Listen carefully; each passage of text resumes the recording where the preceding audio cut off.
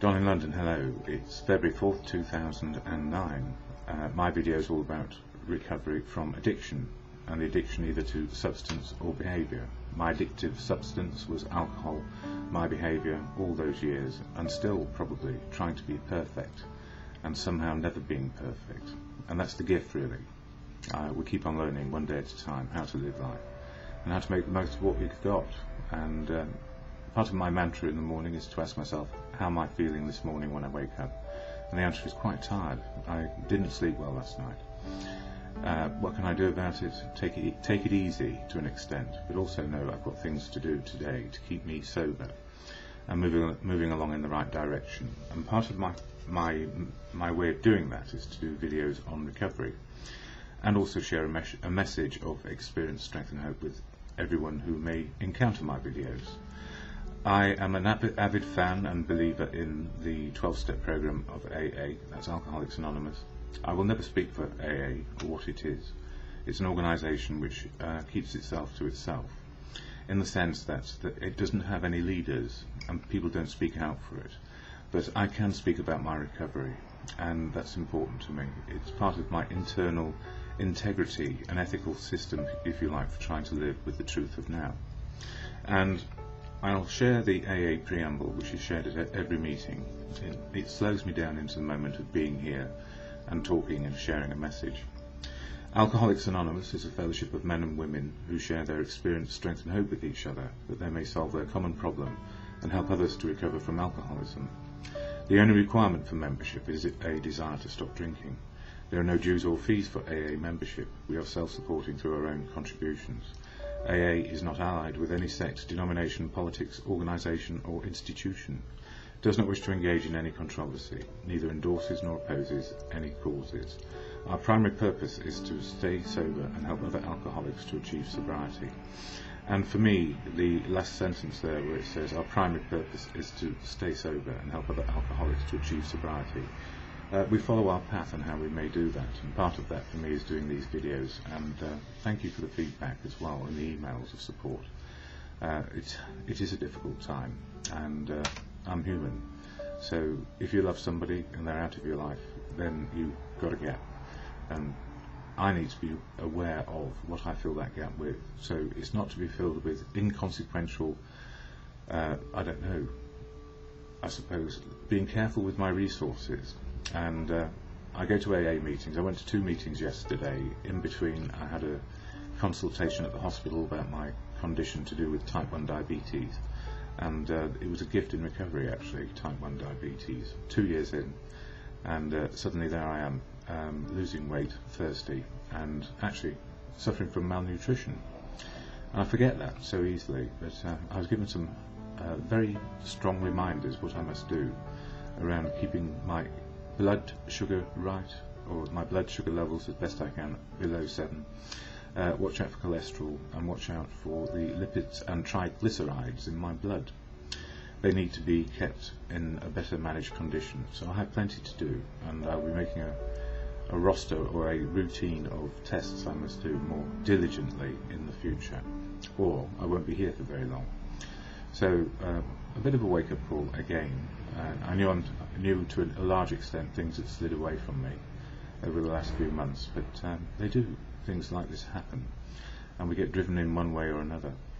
So I'm just a human being, and I refer to books on my videos like this one, AA Big Book, the Big Blue Book, Alcoholics Anonymous, the Little Blue Book, the 12 Steps and 12 Traditions, As Bill Sees It, another little red book with the daily readings as we choose to use them, and the daily reflections.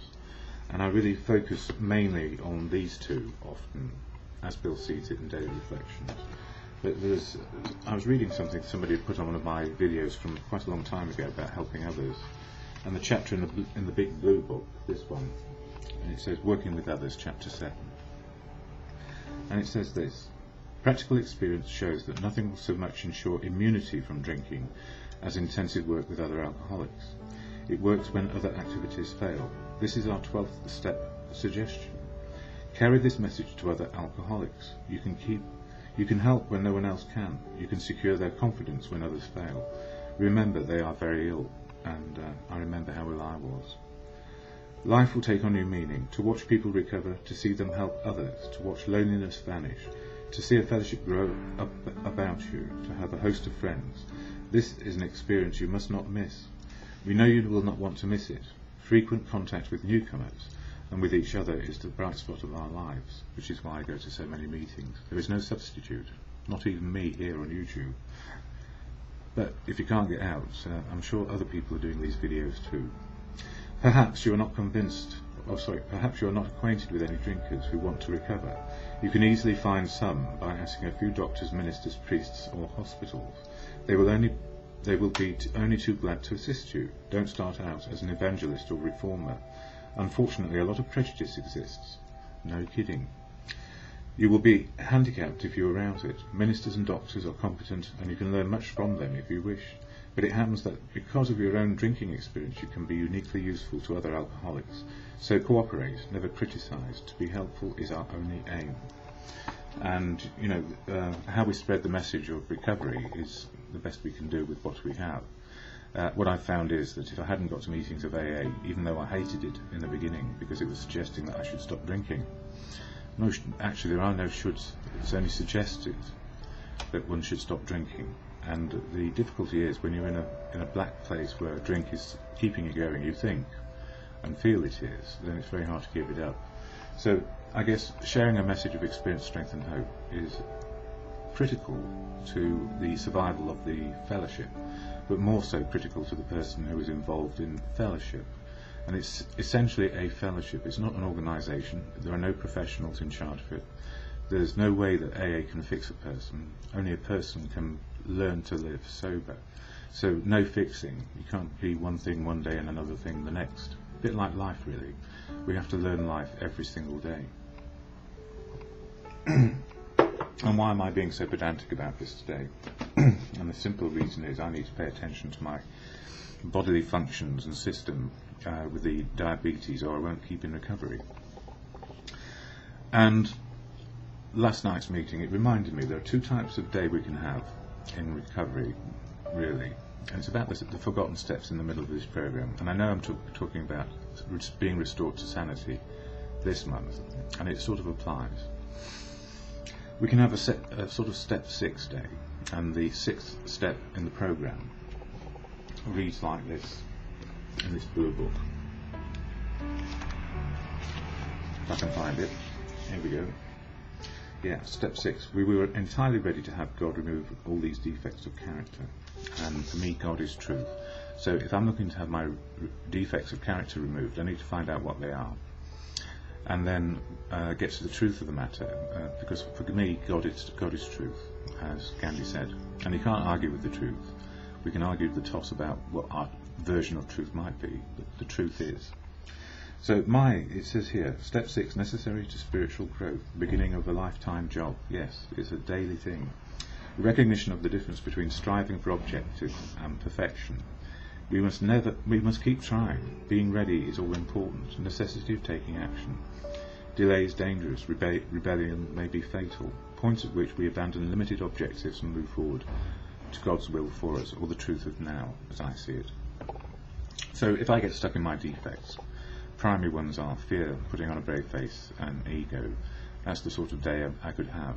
But if I actually say to myself, would I prefer a step 7 day, which reads like this: humbly asked him to remove our shortcomings. So looking for the shortcomings in me, which is what it says here, and then I'll say what I think it is.